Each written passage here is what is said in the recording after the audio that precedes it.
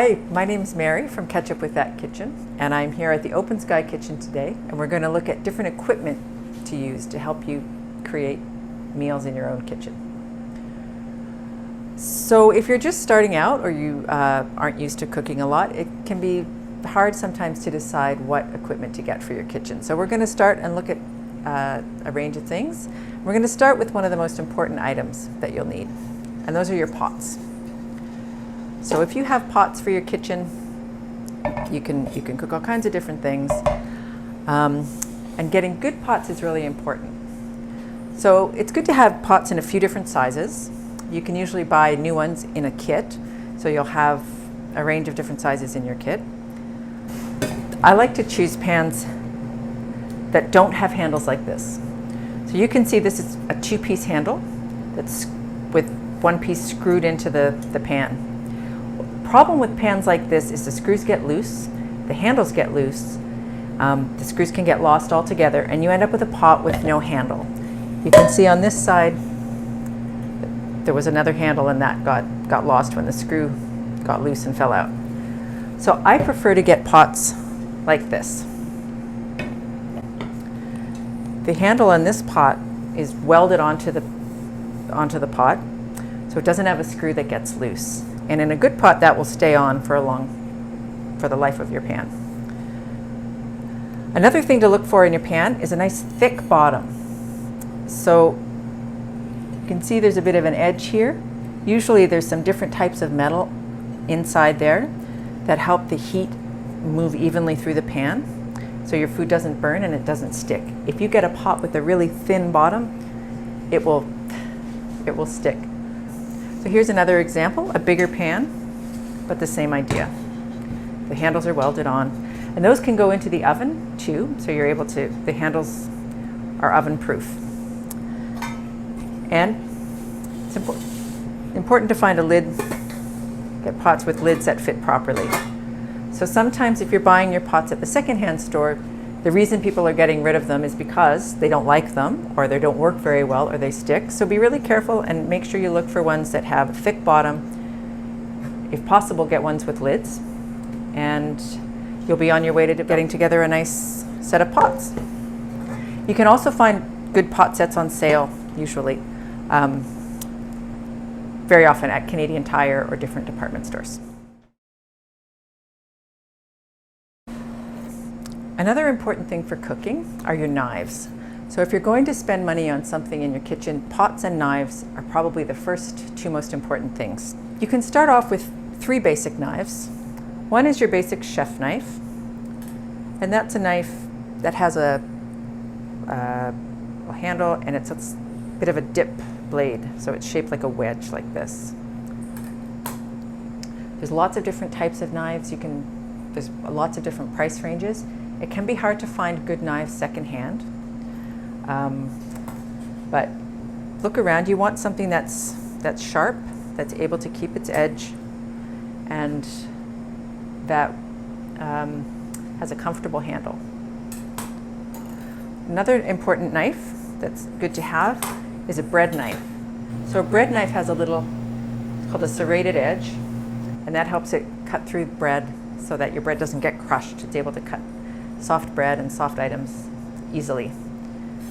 And then your last knife that's important to have is just a paring knife. So that you can use that for peeling, you can use that for all kinds of different things. So if you have those three knives to start, you'll be ready to cook all kinds of things. So the next items for food preparation are some bowls. These are all stainless steel bowls. You can get bowls that are glass or plastic, but stainless bowls are great because you can mix anything in them, and you can bang them. They're easy to clean. The great thing about stainless steel is it's always easy to clean. It doesn't rust. It doesn't get discolored. If you use, say, plastic bowls and you put tomatoes in them, sometimes it can stain them. So you can often find these at secondhand stores for a good deal, or they have them at the dollar store.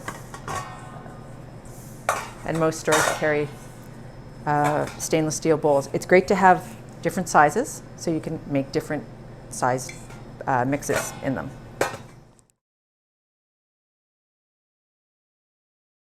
Cutting boards are another important item in the kitchen. These are plastic boards. You can get plastic or wooden boards. I like to use plastic ones because they can go in the dishwasher, or you can scrub them and soak them in the sink, whereas wooden ones you can't soak in the sink and you can't put them in a dishwasher. It's important to have cutting boards that aren't really scratched. So after a while, if your cutting boards get really old, you should replace them because they can be harder to clean. But these ones are okay. I like to have a cutting board for garlic and onions that's separate from my other boards, and I only use it for garlic and onions, especially if you don't have a dishwasher. That way you don't get the smell of onions and garlic on your other food. If you cook a lot of meat, it can be good to have a separate board for meat so you can prevent cross-contamination with your fruits and vegetables. And then you have one for fruits and vegetables. So it's always good to have a few extra cutting boards. You can buy them again at the dollar store. You can get sets, and that will help you make sure that you're keeping your cutting boards clean and you're not cross-contaminating with different ingredients. So baking trays are another important item to have. There's lots of different sizes. It's good to have at least one or two of each of these. So this is a loaf pan. And they come in different sizes. You can get smaller ones and larger ones. It's good to have one of those. You can bake quick breads in them, or you can bake meatloaf. This is a pretty standard size. This next one is a 9 by 13 pan, so you can bake cakes and different items in that. There's also 8 by 8, so about half this size that you can also get. Again, you can find these at the dollar store usually. The dollar store, they have ones that are pretty good. Some kind of cookie sheet or cookie tray is good to have. There's lots of different types of these, but usually they're about this size. You can use those for baking, or you can use them for roasting things, cooking chicken legs, different things. Frying pans are another item that are important to have for your kitchen. And it's good to have a larger one and a smaller one. Again, having a handle that's attached to the pan without screws is good. One thing to look for are pans without a special nonstick coating. So you don't want a coating that's added to your pan. That tends to scrape off, and once it scrapes off, it's hard to use the pan. There's a new type of pans, the rock pans, and these have a nonstick finish, but it's not added onto the pan. It's baked into the pan, and those tend to last better and be nonstick. But stay away from the ones with the Teflon or the nonstick coatings. Another important item for your kitchen is a can opener. This type of model is good. It's a little bit heavier. It's got handles that are easy to use, and it twists pretty well. Sometimes you can find ones that don't work so well, and it might take you a while to find one that you like that works well for you, but you can often find these at the secondhand store. A peeler is another important item to have. Again, there's lots of different styles, but you want something that's easy to use and feels comfortable in your hand. Spatulas are another item that are important in the kitchen. These are great for scraping out bowls and mixing ingredients. I've got two types here. This one is a two-piece one, so the bottom slips into the front, and this one is a one-piece one. I like to try and find the one-piece ones because there's no area for dirt and grime to get into. You can see from the two-piece ones, sometimes it can get a little bit mucky in there, so it's a little bit harder to keep clean. This is the best kind to get if you can find them. Spoons are important in your kitchen for mixing things and stirring things. You can get wooden spoons, plastic spoons, all sorts of different shapes and sizes.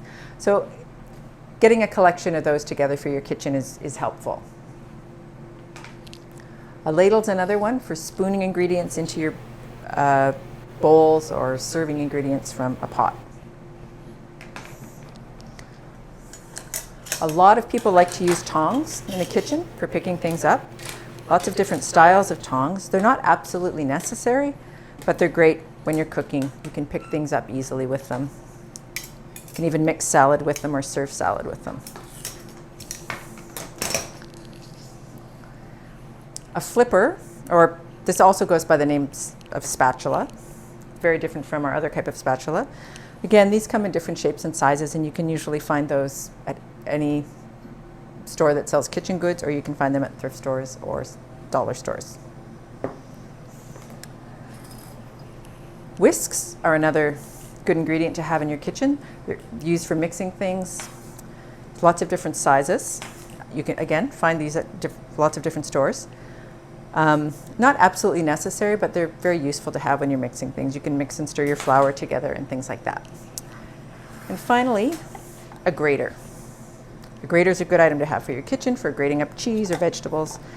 Again, lots of different styles. This one's a nice one because you grate it, and then your ingredients go into the dish over here and keeps things nice and tidy. And the last item we're going to look at today are colanders or sieves. So these are good to have in the kitchen. You can use them for draining pasta or washing vegetables and in your sink, and then just letting them shake dry. There's lots of different sizes and shapes and types of those. So sometimes the plastic ones can break a little bit, but they're usually pretty sturdy.